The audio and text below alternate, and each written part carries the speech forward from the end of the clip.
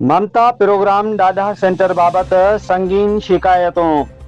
मुस्तहक औरतुनि जी किस्तुनि में मुबैना बेज़ाबतगियुनि जा इल्ज़ाम।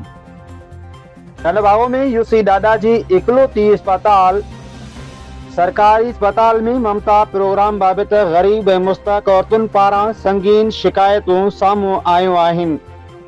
शिकायत कंदड़ औरतुनि जो इल्ज़ाम आहे त डिलीवरी ऐं ॿारनि जी नशोनुमा लाइ मिलंदड़ माली मदद जूं कुझु रक़मूं रिकॉर्ड ते दर्ज न कयूं वयूं आहिनि, जॾहिं केतिरनि मुस्तहक औरतुनि खे किस्त जारी कराइण लाइ बार बार तारीख़ूं ॾिनियूं वञनि थियूं, पर रक़म अदा नथी कई वञे।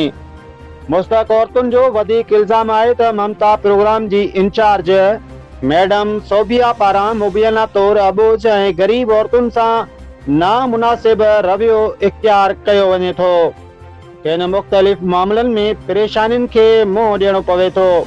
शिकायत कंदड़नि जो चवणु आहे त डिलीवरी ऐं ॿारनि जी नशोनुमा लाइ मुक़ररु कयल रक़म बाबति मुकमल रिकॉर्ड अवाम ऐं लाॻापियल इख़्तियारनि साम्हूं आंदो वञे, जीअं मालूम थी सघे त कहिड़नि मुस्तहकनि खे रक़म जारी कई वई ऐं कहिड़नि जा केस अञा ताईं अल्पवा में आहिनि।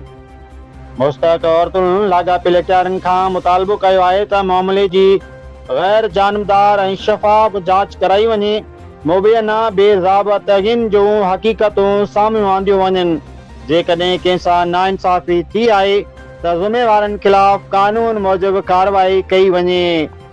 मैडम सोबिया नाले डॉक्टराणी जो रवैयो बि सही न आहे। वधीक ॾिसंदा हिन रिपोर्ट में। चलो ये दादा अस्पताल में ॾिसो ममता प्रोग्राम में वो ना ॿारनि जा पैसा बि चाढ़नि ना डिलीवरी आहे। इहो असां 4-5 पंथ कयासीं, बट ॻोठ जो असांजे इहो न उहे माई हुननि जा पैसा कोन चाढ़े। अच्छा, वञूं त बसि ॾींहुं ॾियो ॾिया जुमे ॾींहुं ईंदा, वरी हफ़्ते ते ईंदा, हाणे ईंदा 11 महीने जी 11 तारीख़ ते। डॉक्टर जो नालो छा आहे सुञाणीस थो? डॉक्टर खे जो नालो यादि कोन्हे मूंखे, डॉक्टराणी जो नालो आहे सोबिया। डॉक्टर सोबिया आहे जेके माना तव्हांजे ममता प्रोग्राम जो पैसा उहा थी चाढ़े? इहा पैसा उहा थी चाढ़े। अच्छा, ग़रीब औरतूं परेशान आहिनि। अॼु तव्हां कंहिंसां मिलिया? डॉक्टर सोबिया सां मिलिया? अॼु डॉक्टर सोबिया सां मिले। उन वरी तव्हांखे माना 2 तारीख़ ॾेई छॾी आहे? वरी 2 तारीख़ न 11 महीने जी 11 तारीख़ ते अची वञा। अच्छा, महीनो अॻु में रुलायो आहे। रुगो तोसां मसलो आहे या तुंहिंजे ॻोठ वारनि सां बि मसलो आहे? ॿियो पवंर छोकिरा आहिनि उन्हनि सां मसलो आहे, 10-12 औरतूं उन्हनि जो उन्हनि सां बि इहो ई मसलो आहे। अच्छा, ठीकु आहे, ठीकु आहे।